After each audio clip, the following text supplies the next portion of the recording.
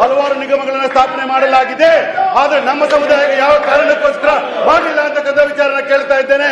ಬೇರೆ ಸಮುದಾಯಗಳಿಗೆ ದೇವರಾಜ ನಿಗಮದ ಅಡಿಯಲ್ಲಿ ಬರ್ತಾ ಇರ್ತಕ್ಕಂಥ ಹಲವಾರು ಸಮುದಾಯಗಳಿಗೆ ನೀವು ಕೊಟ್ಟಿರ್ತಕ್ಕಂಥ ಸಂದರ್ಭದಲ್ಲಿ ಎಂ ನಾಗರಾಜ್ ಅವರು ಮಾನ್ಯ ಸದಸ್ಯರು ಏನು ಸದನದ ಗಮನವನ್ನು ಸೆಳೆದಿದ್ದಾರೆ.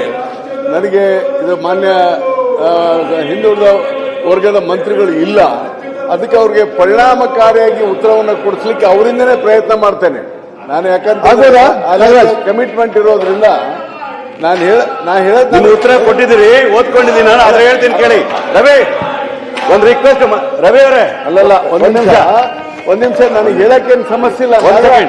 ನಾವು ನೀವು ಉತ್ತರ ಕೊಟ್ಟಿದ್ರೆ ಕೇಳಿದೆ, ನಾವು ಉತ್ತರ ಕೊಟ್ಟಿದ್ದೀರಿ ನೋಡಿ. ನನಗೊಂದು ನಿಮಿಷ ಬಿಡಿ ಹೇಳಿ.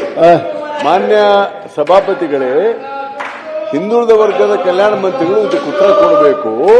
ಈಗ ಉತ್ತರವನ್ನ ಕೊಟ್ಟಿದ್ದಾರೆ, ಅವ್ರು ನೋಡ್ಕೊಂಡ್ಮೇಲೆ ಕೆಲವು ವಿಚಾರಗಳನ್ನ ನಾನು ಇಲಾಖೆಯಿಂದ ಚರ್ಚೆ ಮಾಡಿ ತಗೊಳ್ತೀನಿ ನಾನು ಮಂಡ್ಯ ತಗೊಳ್ತೀನಿ. ನಮ್ಮ ಮಾತಲ್ಪ ಕೇಳಿ ಸಚಿವರೇ, ನಿಯಮಾವಳಿನ ತಿಳ್ಕೊಳ್ತಾರೆ. ಒಂದೇ ನಿಮಿಷ. ಈಗ ಅವರು ಉತ್ತರವನ್ನು ಕೊಟ್ಟಿದ್ದಾರೆ. ಇದು ಮೊದಲನೇ ಬಾರಿ ಕೊಟ್ಟಂತ ಉತ್ತರ ಅಲ್ಲ. 2022ರಲ್ಲಿ ಪ್ರಶ್ನೆ ಕೇಳಿ 4 ವರ್ಷಗಳಿಂದ ಕೇಳ್ತಾ ಇದ್ದೀವಿ.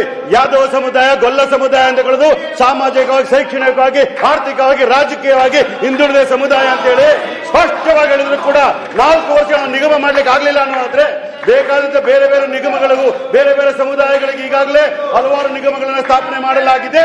ಆದ್ರೆ ನಮ್ಮ ಸಮುದಾಯಕ್ಕೆ ಯಾವ ಕಾರಣಕ್ಕೋಸ್ಕರ ಮಾಡಲಿಲ್ಲ ಅಂತಕ್ಕಂಥ ವಿಚಾರನ ಕೇಳ್ತಾ ಇದ್ದೇನೆ.